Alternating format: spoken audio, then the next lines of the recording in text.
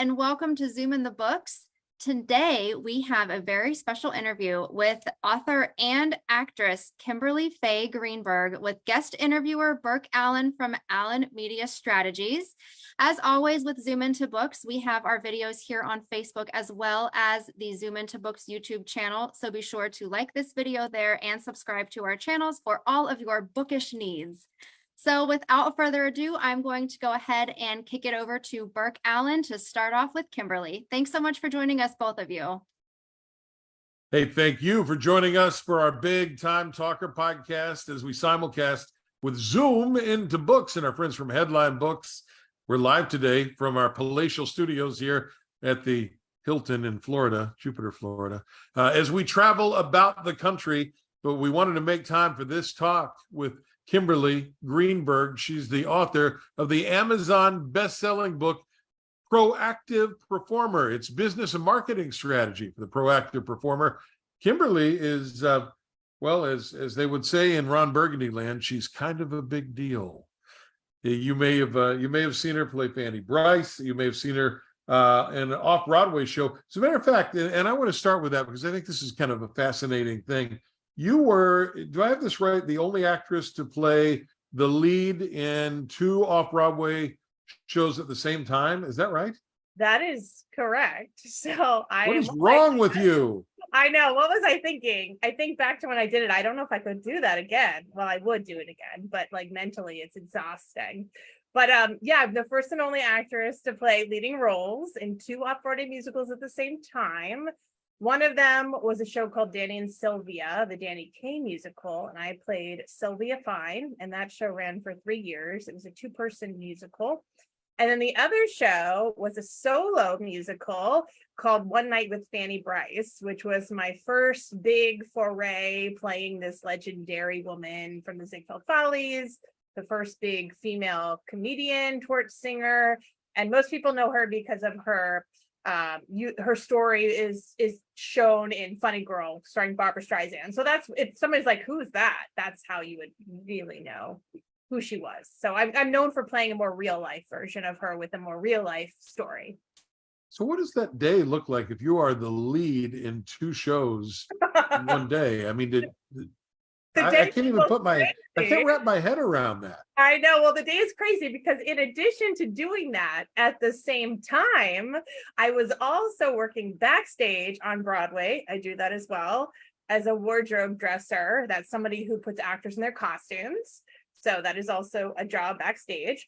And so I would multitask. I would do one of those shows as a matinee at 2:00. The show would, be an hour and a half, 2 hours. I would run literally because my show was a block away from a Broadway theater where I was dressing Billy Elliot on Broadway. So I'd run to Billy Elliot and I would get there just in time for the middle of the first act when the big quick change happens. I would do that. I would dress the rest of the show in my pin curls and my fake eyelashes and my makeup. And then when that was over, I would run back to my theater for an evening show of one of the 2 shows that I would be multitasking. And that would just cycle every day, pretty much. Kimberly Greenberg is our guest today on the Big Time Talker podcast. By the way, thank you, speakermatch.com, for sponsoring the show. And you can download us every Tuesday at all the usual spots at Spotify and Apple iTunes and iHeartMedia. Kimberly and I first met up when she was a part of the cast for the table read for Rocket Boys, the musical. And you're right there in the middle of the show business world. So when you write a book about how to become a proactive performer, you know of what you speak. How important is it to somebody who wants to do this for a living? Because you've got all these tips and tricks and even templates in the book to do it. How important is it to be a proactive performer? I think it's essential. So many people in this business don't want to be creative and want to perform, but they don't actually understand or participate in actually being in control of their career. Right. And unfortunately, we don't have a lot of control unless we're making our own work. But there are pieces and things that we can do to help people understand what we do as artists, which will hopefully help us get jobs in the long run and put us out in an audition in a successful way, or market ourselves as a performer so that in something like New York, where I am, I work out of New York, I work out of LA, I work out of New England. These are what I call saturated markets. They're full of actors, tons and tons of actors. And in order to be able to kind of stand out, you need to understand the business side of things. And that way you can market yourself appropriately, so that when someone's like, oh, I need, and this is like speaking for me, I tend to market myself as your brassy, sassy, New York, Jewish broad. When a casting person says, oh, I need somebody like that, then they're potentially going to have me on their list. Or if they don't know me, I can advertise myself to them in that specific way. And hopefully that'll get me the audition versus the other 500 to thousands of people who are applying. That makes a lot of sense. So they have really Greenberg type that they need, right? Well, hopefully. I'd like to keep working forever and ever. So we'll see. I have so to people who are interested in pursuing the arts, and even moms and dads, momagers, the moms who act as their kids' manager, right? It's just chock full of stuff. So I made notes. So I'm going to ask you lots of questions. Okay. Great. I'm ready. All right. And by the way, if folks want to find the book, it is available on Amazon. We mentioned it's an Amazon bestseller, so a virtual fist bump to you on that. That's pretty cool. Where else can folks find out about you in the book? Well, there are many places. Obviously, headlinebooks.com, where my fabulous publisher, they can find out about it there. You can find it on Amazon. You can find it on my websites, KimberlyFayeGreenberg.com, the BroadwayExpert.com, which is my coaching brain of the whole book thing. And you can also find it in the Drama Bookshop in New York City. And hopefully, we've only been out for a little over a week, so hopefully we will continue to expand on that. I like it. All right. So the book, and I see it up on the screen behind you there. Yes. If someone says to you, what is a proactive performer? You would say what? What's the definition of that? Someone who is working for themselves, as far as like trying to create momentum in their career. My baseline for that is like doing at least 3 to 5 things a day for your career that you're in control of. So that's like the baseline. And then we can expand from that. Obviously, it depends on your goals. It depends on where you are in your career, where you're located. That would decide what you're going to do next. But it's literally just taking action steps. So as you talk about in the book, and you have a lot of specific action steps, it's not the kind of career, and I think there's probably a big misconception for people who are not in the entertainment industry, where you sort of sit back and wait for the phone to ring. Unless, of course, Kimberly, you're genetically blessed like Brad Pitt and I am, and the phone just rings just because of the looks alone.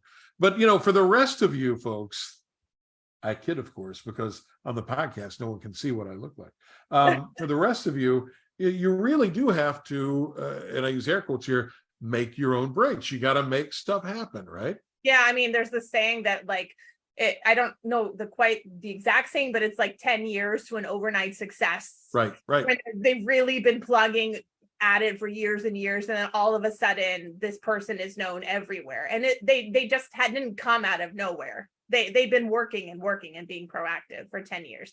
So yeah, the best way to really kind of condense that timeline so that you start to gain momentum and basically gain work would be the obvious goal, would be to be proactive, because those little seeds that you plant, they tend to blossom and then grow into many other things. Isn't it also true, though, that you have to be somewhat strategic about what you do? Because, to use your planting analogy, you can just throw seeds everywhere. Yeah. But if you don't water those seeds, and maybe, you're planting kumquats and you really want watermelons, it's not going to happen. So you have to kind of have a focus and a plan, right? Yeah. And I have that in my book too. I'm a firm believer in doing many things. I don't think you need to just pick one thing and go with it. Obviously, even I've just already said that I'm an actor. I work backstage. I'm now an author. I play Annie Bryce. I think that's great. But I do think you have to have some sort of even if you're not exactly sure what it is, some sort of end game in mind so that you can at least work smarter, not harder. Because the whole point of the book is so that if I would have had this 20 years ago when I started, I would have been able to throw way less spaghetti at the wall and hope Right. that something sticks. And that's what I'm aiming to do with this. So I hope that when somebody reads this, it will help them pick the smart action steps that they want to take. And hopefully those will build out to create that momentum they were looking for. How did you know this is what you wanted to do with your life? As far as being an actor, Yeah. I Yeah. think I've known since I came out of the womb. My mom said I was dancing in my crib to the Mickey Mouse Club. So I think it was always a thing. I think in fourth grade, I started going to theater summer camp. I started playing the violin. I was in dance class. I loved a little TV show that doesn't exist anymore called Kids Incorporated. And it was about these kids who were in a band and they loved to sing and dance. And I would put on my costume and do the same thing from home. So I think it's always been a thing. And they do say that it is kind of once you get on the stage and do it, it's like a drug. Like you want to just keep doing it. And I will say I'm one of those people where if I examine my life and think, well, could I do anything else? The answer is no. This is really my passion and my life's work and what I love. So if you got no backup plan, because that's what every parent wants, you can try this for a while, but you got to have a backup plan. If you really are passionate about it, you don't necessarily have a backup plan, but with a book like Proactive Performer, if you do things right, I'm assuming because you've made this work for yourself, you believe that you can make a living in the performing arts. Absolutely. And that's also why I preach being able to do many things. And I talk Right. about that in the book too, which is like being able to find different avenues to share your art. So with my Fanny Bryce show that I now have that travels across the country, this is not what was off Broadway. This is actually a different show that people were kind of asking me for something else that I could take to a theater. So I ended up creating this show. And of course, that provides income. People see me in that, and then they hire me in something else that I didn't make, or being a coach and being, helping other actors like myself with marketing and business. Then I'm meeting other actors and then they're potentially putting me in their show, same with backstage, and it all kinds of works together. So yes, then you can create a living. While you may not be performing all the time, you can absolutely become somebody who supports yourself as a performing artist in the industry as a whole, and then make your own niche for yourself, because you're the only one doing what you do, and that's really cool. You're fulfilling a need. I thought that as I skimmed through the book, one of the things that, and I don't know if you did this intentionally or not, but I thought it was really cool, is that this would work no matter sort of what it is you want to do in the performing arts. You want to be on Broadway? It's great for that. You want to be a touring rock musician? It's great for that. It's all very applicable. So even though, you want to be on TV, you want to be in the soaps, or you want to be in the movies, even though those are very different disciplines, there are a certain sort of building blocks that work for everybody, right? Yeah, absolutely. I think the building blocks are the same. It's just infusing them with what it is that you do, what makes you uniquely you, what makes your art you, because much of the business as a performer functions in a similar way. So like in the book, I have how to write a cover letter to pitch yourself for a project. All you're really doing is using that template and structuring it with what you have or are offering to answer the need of whatever that might be, whether it is to be a lead singer in a band, whether it is to be auditioning for a Broadway show or a movie or a television show. So yeah, definitely. It's definitely building blocks for any kind of performer. Business and Marketing Strategy for the Proactive Performer by Kimberly Greenberg, available at Amazon.com, from headlinebooks.com, everywhere. We talked about you sort of coming out of the womb and doing the singing and dancing and scaring the doctors and nurses. Moms and dads that have talented kids, I must hear from a mother or father at least once a week. My little Johnny's got it. Isabel's going to be the next big thing. You do this for a living. How do you sort of separate out the kids that can do it and have the natural ability from the kids that maybe should really look into plumbing or appliance repair or another career? How do you do that? Well, I don't know if you're necessarily separating them out, because I will say that as a performer, I've definitely grown since I was a kid. I don't know how great I was when I was little. So I don't know if you can really point anything out like that. So much of the career is using the things so that you can get that audition, and then hopefully you're just the right person for the job. A lot of times it is not about talent. It's whether or not you can serve the work that you're doing. And that might be in how you look, that might be in how you sing, that might be in being in experience. They might want a kid who is just going to kind of wing it. That might actually be what they're looking for.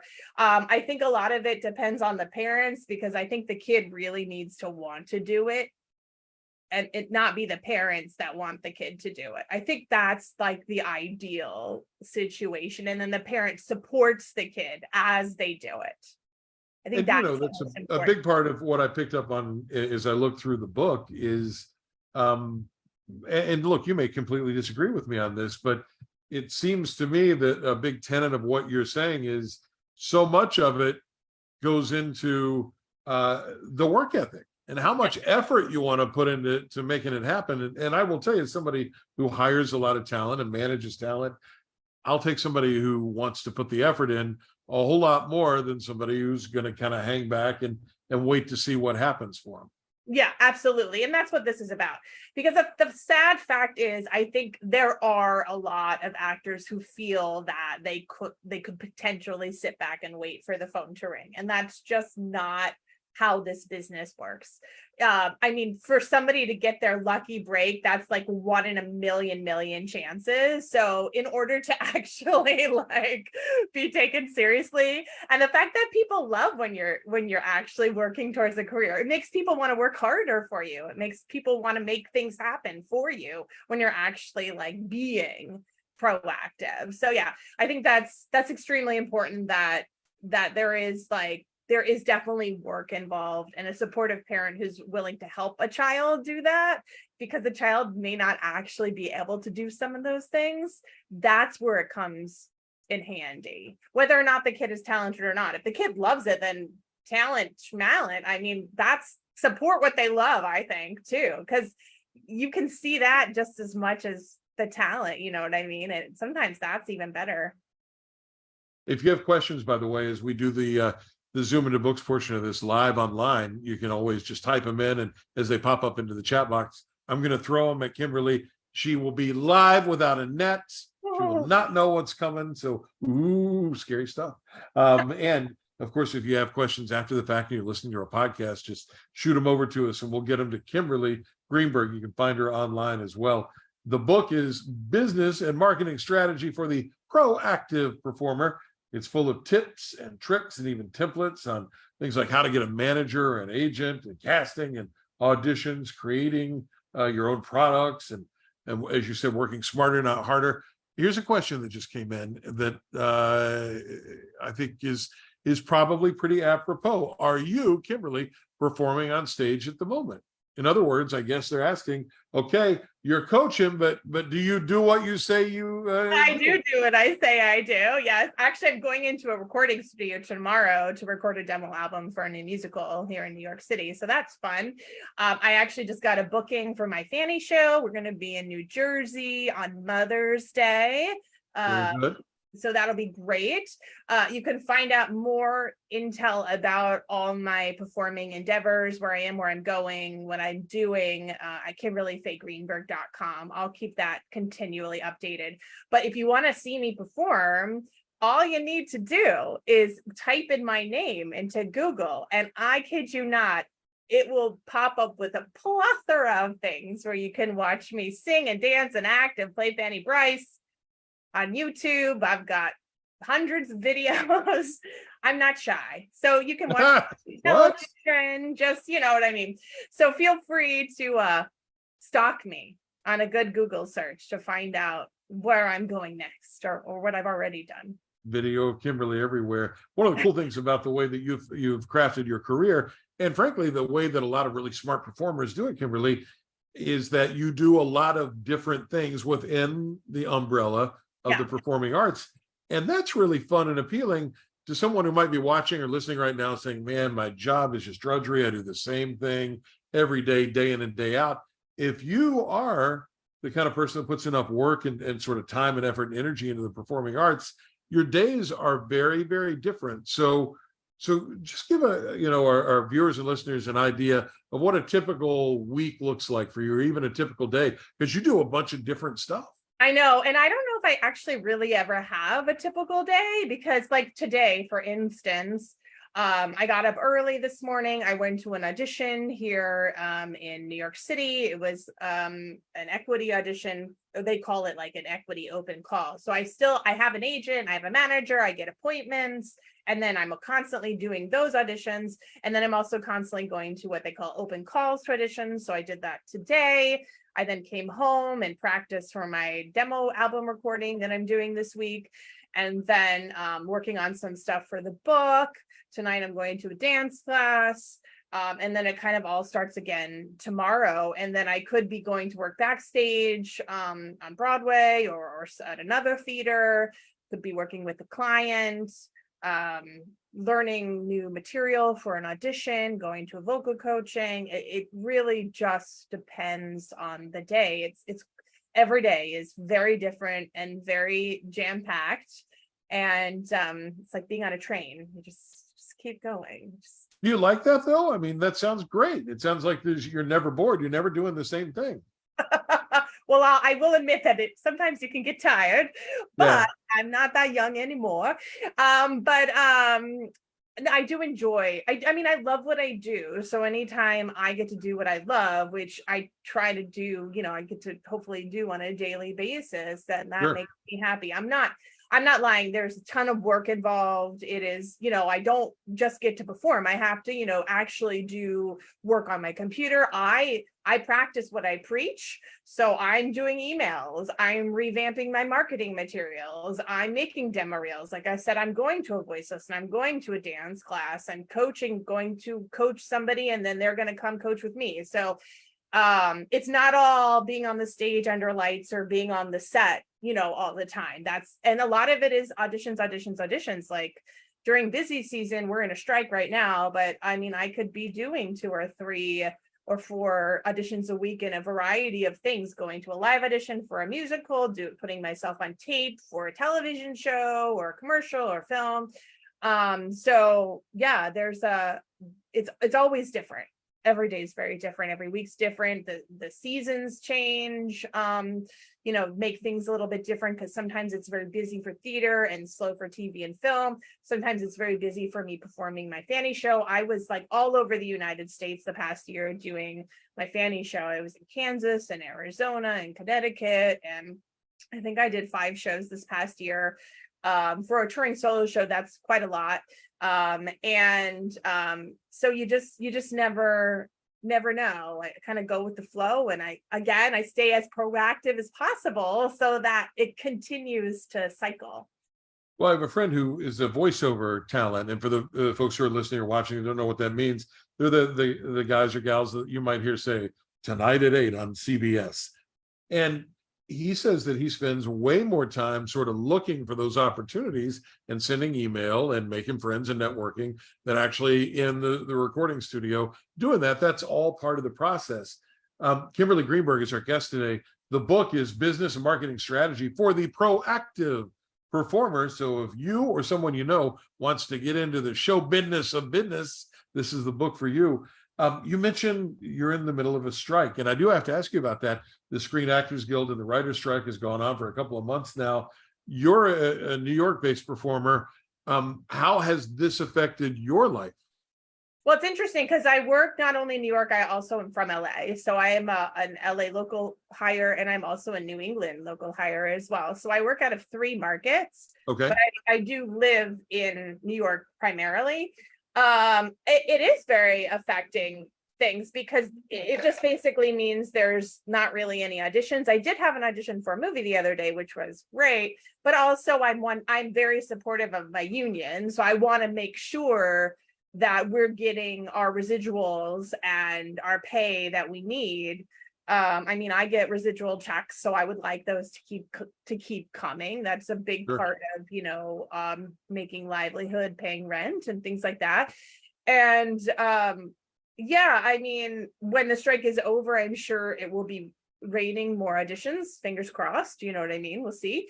But with the strike and supporting the strike, it just means focusing on other projects at the moment, like, auditioning for theater, trying to catch up on some of the things I have online that need to be updated, my websites, my casting profiles, all that kind of stuff. So that's kind of what I'm doing now. So yeah, I will say though, the strike is a big deal, and I hope it resolves soon, but not soon enough where, the actors don't get what we need. So we'll see. And what you deserve. Well, best Yeah. of luck on it. Yeah. I thought about you earlier today. I actually went through, this is bad. This is bad for guys like Jason Momoa and I, who make our livings just by being really sort of these really good looking guys. I went through a Checkers drive-through, and for the first time ever, artificial intelligence took my order. Yeah, that's, A yeah. real person. It's a real thing that could definitely affect all of our livelihoods. They've actually already started scanning people on certain sets. So yeah, with AI writing things is a big deal. I mean, I'm not the person who can like really talk a lot about that because I'm not the expert on that, but I definitely read all my bulletins. I definitely listen to a lot of industry podcasts and read a lot of industry, news and things like that to try to keep up on everything. But just even what I know, and using like Chat GPT for just random things, not even like, just like literally make me a list of blah, you know what I mean? Like I just need a list. But like the fact that the things that it could do is crazy. So the fact that it could like take people's jobs is even crazier, especially Took my order, got my bacon cheeseburger today. yeah, well, all of the AI is like going to Walmart and checking out using the register that doesn't have a person there anymore, or that's all of that is AI. I mean, or the fact of matter, just using like maps on our phone and everything. I mean, all of that's the, the beginning of AI. So we all use it. We just need to be able to like get credit for it, paid accordingly, knowing what we're being used for, things like that. So it's, as a professional actress, Kimberly, would if a producer came to you and said, hey, I want to capture your image to use, as an extra or whatever, and I want to pay you one time, work for hire, and you don't get residuals on it, what would you say? I guess it would depend on how big the one-time check is, but yeah, I don't think it could ever be that big. So I would say no, obviously. Yeah. I don't think I would want anyone to just own my likeness and me as a human so that I could never do anything else ever again. That would be very bad. Very bad. If you want to learn how to do it right, and Kimberly does it right, she makes a great living as a proactive performer and does lots of things in and around the entertainment industry. Pick up her new book. It's an Amazon bestseller from headlinebooks.com, amazon.com. What is the bookstore in Manhattan that is selling it? Tell me the Drama Bookshop in New York City. If you're an actor or performer, you definitely know what that is. It is very much a specialty bookstore that is for the performing artist or anybody in the performing arts. It's very special. Here's a question that's come in through our chat room. Do you, Kimberly, do speaking engagements? For example, do you ever talk to college drama classes? Yes, I do actually. So please reach out to me if that's what you're looking for. But yeah, the big goal with the book is to get it into universities and colleges, because it's definitely would be great for students, classrooms. It's great for professional performers as well, but it's definitely like a building blocks would be amazing to have it in schools. But I already do teach in colleges and universities, cover letters, resumes, how to get rep, and the business and marketing of the business. I go in and I teach for both performing artists and backstage artists and creatives. So I've already been doing that. Fashion Institute of Technology in New York City. I might be at NYU in a couple of weeks. yeah, I was at Columbia over the summer teaching some high school kids. I went to Florida to teach at the Florida Thespian Festival. So I love that. So if you know anyone, I will be there. She's I'm your very girl. All passionate right. about educating the younger generation. So hopefully, they can just make their own mark. So I've been teasing about, the beefcake and the look thing. There's a place in the entertainment business for all different shapes and sizes and complexions of human beings, though, right? So Yeah. one of, I think, the big misconceptions out there is that you have to have a certain look or a certain type to be successful, whether you're in the music into things or TV or movies or Broadway. That's not really the case, is it? No, not anymore. Luckily, thankfully. Right. The thing that I very much preach, because I've kind of been this way my entire career, which is I'm like never been willing to kind of like give up my own person, like who I am. I never wanted to change my name. Never wanted to dye my hair. I never wanted to like change my vocal quality when I sing, anything like that, to sound like anybody else. I've always been that kind of performer that's like, this is who I am. Like it, I don't like it, forget it. But I now more so than ever, though, I think the industry has drastically changed since when I was younger, in the fact that really, truly anybody at any age, any size, any look, any ethnicity can pursue the business. And again, in the book, I'm very much, my whole thing as a coach and as someone who wrote this book is like being able to help you enunciate that in words of who you uniquely are and how you emulate that and what your essence is and what you bring into an audition room. Again, because you want to be different than everybody else. You don't want to be the cookie cutter like everybody else. It's going to be so hard to work if you're 1 in 1,000. You need to be one in 1 or 1 in 5 or 1 in 10 or something like that. Do you know what I mean? So I'm definitely somebody who preaches, anybody can do this. Don't change who you are. Just figure out, what it is that you're bringing to the table and how to market that, how to put that out into the world. And yet, I guess the other end of that coin is, if you are who you are and you stay authentic to yourself, which you have done, that means you're not going to be right for every opportunity that comes along. You may not have, they may be looking for a baritone voice and you have a tenor voice. They might want a blonde and you're a brunette. They might really need, a really tall or a really heavy set person. You're short and skinny. So let me ask you this, as somebody who goes out, you said you just went to an audition earlier today. And I know you're right about this in the book in more detail, but tell us how you personally deal with rejection when there are going to be more no's than yeses in this business. Oh yeah, this was the hardest thing I think I had to write in the book. Like I had to figure out how to express that in words. I think the biggest thing is it's just the norm. We have to accept it as the norm. I'm not negating the fact that being rejected is extremely difficult and it is something you have to get used to. But if we can start to accept it that this is what happens to everybody, and as someone who is pursuing the business, if you can just accept that as a norm, then you can like take it and let it go, and you can just keep moving forward until the right possibility actually comes along. Because again, putting yourself out in the universe, while you may not be right for everything, the things that you are right for, that you do get the audition for, that people consider you for, the chances are so much bigger that you could potentially book that job.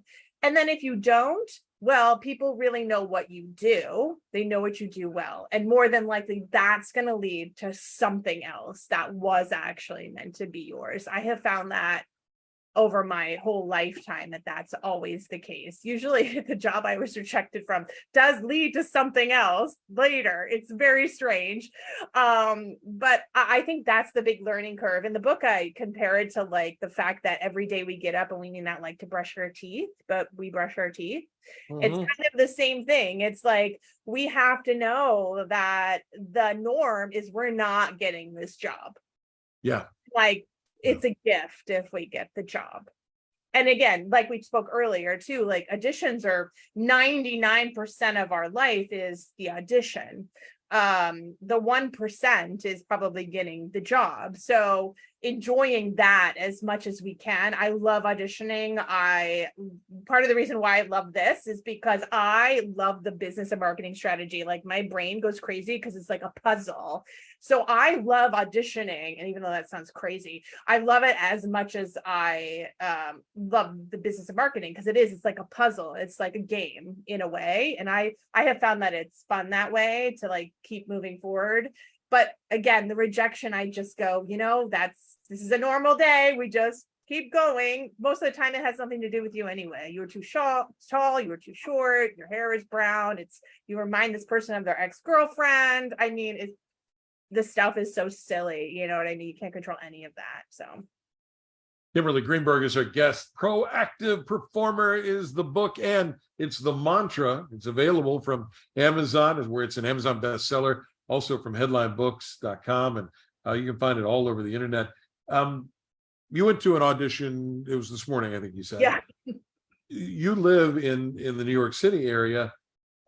However, in today's world, it's my understanding from my friends that are actors that a whole lot of their auditions are done online, that you record something and you send video in. So having said that, how important is it, do you believe, if you're going to be a country music performer, that you got to live in Nashville? If you're going to be, your goal is to be on Broadway, you got to move to New York. You want to be in TV and movies, you got to live in Los Angeles. Does that really matter as much anymore, or at all? No, it actually doesn't. And that's the whole reason why I am able to be not just working in New York, but working in LA and working in New England.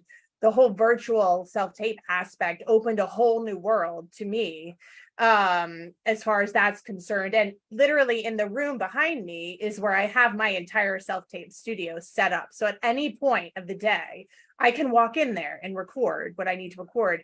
I will say 90% of my auditions are on self-tape, and they're for jobs all over. They're not necessarily for jobs in New York, and they're for theater, they're for Broadway, they're for TV, they're for film and commercials. Being here in New York, I do have the luxury where there are open calls that are now in person. They didn't used to be up until very recently from the pandemic, where everything is online. But now we do have a few things that are back in person, but you even still have the opportunity for those things to submit online if you wanted to. So really, truly, you can be anywhere. And a lot of what I teach in the book too is how you can submit without even going to an open call, or without, if you're hearing about a project and you think it's something you are absolutely right for and at the level for, you can compete for it, realistically speaking. I do speak to how I've gotten many of my auditions that way, and some jobs as well, just by pitching in an email or sending a video. So you can really be pretty much anywhere. What's in that self-tape studio? You talked about that. Is it like a gazillion dollars worth of stuff? Oh God, no. Oh, no. I think it cost me maybe $200. I have 2 LED lights. I have a couple of tripods on 2 big storage containers. Okay. And I'm standing in front of a blank wall. So there you go. And it's quiet. So I like it. She's a frugal fanny. I'm a frugal fanny. Yeah. Self-branding. You talked about this sort of in general terms, and that you sort of brand yourself as this sassy New Yorker Jewish lady, and you got the thing and the stuff. Does that limit you at all, or is it better to be sort of well-defined, and to be, if you're going to be Jason Momoa, be Jason Momoa all day long? If you're going to be Kimberly Greenberg, be Kimberly all day long. Well, here's the deal. That is definitely my branding, and it definitely gets me a ton of jobs. Now, that's obviously not to say I can't do other things. Honestly, I'm from Southern California and I'm a Valley girl. So, but I have lived here now, quite a long time, and my fancy rice persona is what has helped me to eat. Yeah. But I will say the thing about the branding is if people don't know you, it's much easier to get in the door for something that you are completely on point for. Right. Then you get hired for that job and people work with you, they're like, oh, well, you can do more than this. You could do blah, blah, blah, blah. And then they hire you for a project doing something else. So, I mean, I don't just do that. I now also play a lot of historical women. Obviously, I can play other things and other types, but that usually comes from people who have worked with me in some form, or now that I have established myself and I have legitimate credits. And you know what I mean? I'm at a place in my career, and I've been doing it long enough where there are a lot of people who know me. They are now of the ilk to have me audition for other things. So I think that's just getting your foot in the door first. Then you got to be known for something. Yes, that, or even just the fact that it gets you in the door. Right. Because if you're too generic about what you bring into the room, that's not going to help you at all. Then a lot of times that'll get you into the wrong rooms, and you don't want to waste people's time. And you also don't want to walk into a room and then just not be good. You want to make a good impression. So do what you do it well, be yourself, get into rooms, book work, and then it kind of starts to get bigger and bigger and bigger. I'm sure you probably touch on this in some form or fashion in the book. I haven't found it in there yet, but in terms of the overall entertainment industry, what do you think the general public gets wrong about it? What's the biggest sort of misconception? Because you've written this book about being a proactive performer and all the things that go on behind the scenes to get the gigs. I would think that may be one of them, but what do you think is the biggest or one of the biggest misconceptions that's out there? I think there are a couple. One, yes, Okay. because the book, things like this don't exist, which is why I wrote this, because I think people don't realize that just much like any other functioning business, this is also a business and you have to conduct yourself in that way, which is Right. why this is very helpful. But I think another big thing is most of us in this business are journeymen, women performers, meaning we're trying to, make a living. We're not a big star. We don't necessarily make a gazillion dollars, even if you see us on TV, you know what I mean? Kind of thing. Yeah. Something that the strike is kind of pointing out to the public that I think most people are very unaware of, that, you know what I mean? We're all just trying to work. Living. Is what we're trying to do.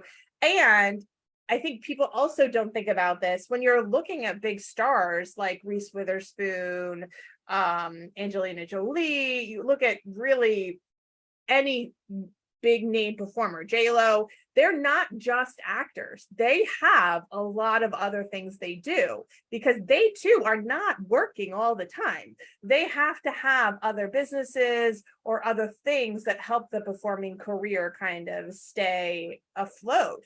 So we're all just kind of, you know what I mean? Like we're just like everybody else who's going to a 9-to-5. It's not a 9-to-5, but we are, we're really truly working, just trying to work. It's not just hanging out and as I said, we're not hanging out. We're not waiting for the phone to ring. We're not living in luxury estates. We're not, you know what I mean, buying everything that we wish we could have. We're just, literally plugging away, hoping the next job comes and getting to do what we love for a day, 2 days, a month, 3 months, who knows, you know what I mean? And keep it spinning as best as we can. So I'm in Florida today because over the weekend, some entertainers that I work with who are singers, they're in a trio, and one of the singers unfortunately was sick, one of the three folks. So we had to get a substitute at the last minute to fill that third slot. Now, obviously he was a very talented gentleman, and he could step in and he could sing and he could dance and he could do the thing. But the best part about this guy is that he was a good hang. He was easy to get along with. He showed up on time. We had a lobby call at 4:00. He was there at 3:55. All of those things. In your experience, you've been doing this for a couple of decades now. How important is it to be a good hang, to be professional and easy to get along with? That's probably one of the most important things. And underrated, right? People don't talk about it a lot. Yeah, I think in circles within the industry, I think it is talked about. Because if you're not, then you don't work. So you gotta, like, you know what I mean? You need to really be respectful of your peers. The word gets around, right? It's a Work- smaller work- industry than you would think, and people find out. Yeah. So something to think about, along with being proactive and gearing up for what you want to do with your life, is to be a quality human being. Exactly. If you want to find out how to be a proactive performer, it's all in there. And you even say on the cover of the book, you've got tips and tricks and templates. So I'm going to put you on the spot right now. Give me a tip. You want to be a proactive performer? Give me a tip. Oh, I've said so many already. I think, like, doing up to 5 things a day for your career. That's good. No, let's stop on that, because you did. Okay. You mentioned that and we kind of slid past it. Yeah. So you put concrete, things. If I do these 5 things each day, you're going to move forward, right? Well, yeah. I mean, like, I like to look at it as maybe 1 or 2 small things that are real quick, and like one bigger thing. Or maybe it depends too on your goal. So for me, let's do an example. So for me, for my acting career, my 5 things today would be going to my audition, prepping for my recording I'm going to do the next day, Right. Emailing out a casting director that I met the other day and saying thank you, it was lovely to meet you, going to my tap class tonight, and I don't know, being on Zoom here today and talking to you. So now a bunch of new people know me and what I do, you know what I mean, kind of thing. So there's my 5 things. Now, those 5 things could potentially bring something else to the forefront. Not only am I educating and helping my talents by, like, going to class, maybe I'm going to get a job from the audition. Maybe somebody who saw me in the audition today will bring me to another audition. Maybe somebody I met sitting in the waiting room will, something will happen there. They'll want to use me as a coach. Coming on to Zoom today, we already had somebody, do you do talks? Yes, I do talks. That already may lead to something else. So that's why, like, 5 things a day are great. So small, big, whatever, you just need to know what those goals are and do little incremental things every day, and something else is going to happen because of that. And that's what really, truly, like, the idea of proactive came from. And you just never know what's going to happen. You never know. And it could be, a week down the road, a month, 6 months down the road, somebody may come across this video online still, or hear the podcast and say, she's what I need right now. So you got to plant those seeds. Yeah, exactly. So you're just planting seeds.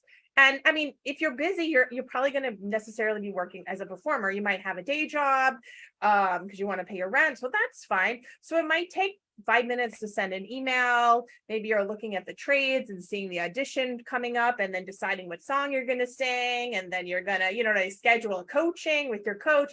These are all part of doing 5 things a day. So they don't have to be like this huge things. It's the little things that start to add up really quickly. You said something smart in your book to play on that I thought was really astute, and that was to take your day job somehow in the industry. I know the guy that played the Shermanator in all the American Pie movies, and he worked as a waiter in the Universal Studios commissary for years, even after he did some of the American Pie movies, because it sort of kept him in the deal flow and around the other folks that were doing things.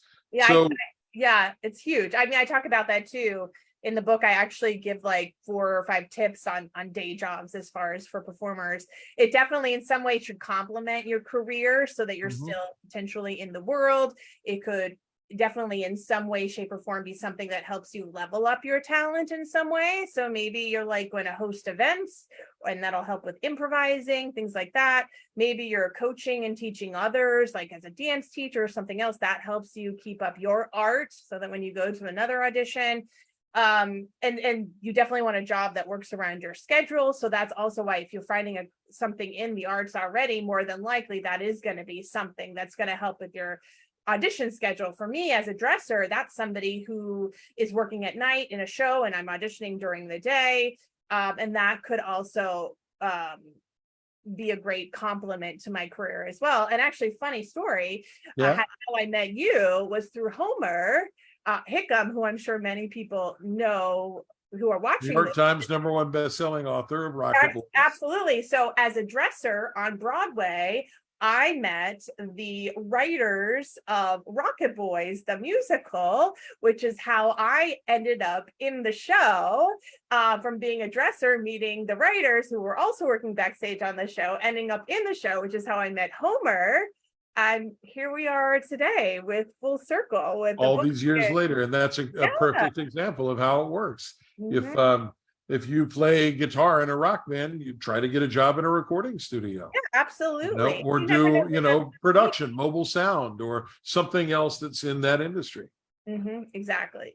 You just never know. And two, if you're staying within the industry, you're also just probably more, I mean, it's not for everybody, but I mean, for me, that helps make me a happier person being in the place, that I actually want to be in. It makes me feel like a good human. It makes me happy. So You talk about happy. There have to be times when you just get the crap kicked out of you all week long, and maybe you've auditioned for 40 things and ain't nothing happening, and that's you're happened. 3,000 miles away from home, and you're there in the city by yourself, and you're surrounded by 8 million people, but you feel pretty lonely. How does Kimberly Greenberg keep those spirits up? How do we keep that $1 million smile?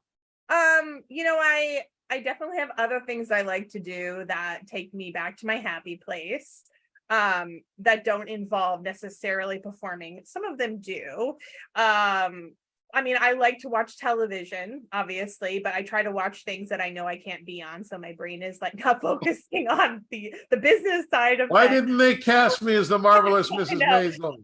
But I mean, like for me, like going to the water, going to the beach, having a support system is super important. I talked about that in the book too, having people that continue to cheer you on regardless of things not going in your right direction. Right. I've been very lucky to have people who have been by my side for a lot of my career, and that's been wonderful.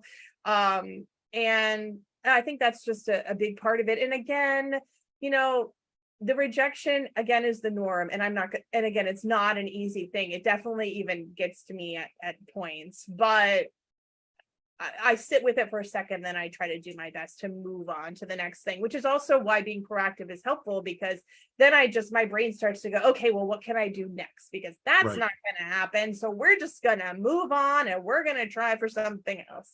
And then then the wheels start turning, and then I start having fun again. And then something else usually happens. And they're like, okay, great. So we've moved on. Kimberly, as we get ready to wrap up, I want to give you a chance to tell our viewers and our listeners today who you think sort of the target audience for your new book is. Who should get this book? Oh, well, it's definitely applicable to performers in all the realms at whatever level. And I've written it specifically that way because these are it's strategy, step-by-step stuff. So it's something as a reference, you're going to have it for forever. I was at the audition this morning. A friend who's been in the business for years and years and years got my book, and she's like, I already used your book yesterday. I needed the template. I already used it. So Good. I mean, that can be for that, but it's also for students who have no idea even where to begin, because I start with the basics, the very basics, headshots and resumes, the things that you need, and then I work out from there with the more advanced stuff. So I really hope that maybe starting in high school, or for kids, but the parents of the children, you know what I mean? Right. But starting in high school seems to be about the right age, all the way to professional performers as far as the book is concerned. Learn about business and marketing strategy for yourself as the proactive performer with Kimberly Faye Greenberg's new book. Congratulations on becoming an Amazon bestseller. Thank you. It's crazy, but I love it. I'm very happy. Thank you. You can find the book at Kimberly Faye Greenberg, and that's Faye with an E, FayeGreenberg.com, headlinebooks.com, Amazon.com, bookstores everywhere, including the Drama Bookshop in New York City. New York City. The city's so nice, they named it twice. Kimberly Faye Greenberg, thank you so much for hanging out with us today. Thank you for having me.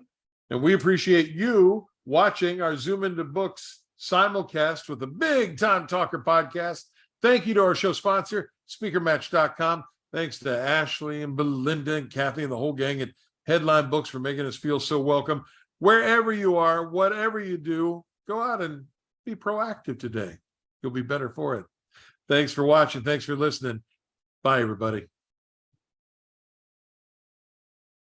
A huge thanks to Kimberly and Burke for this amazing interview. Again, be sure to check it out here on our Facebook page, as well as the Zoom Into Books YouTube channel.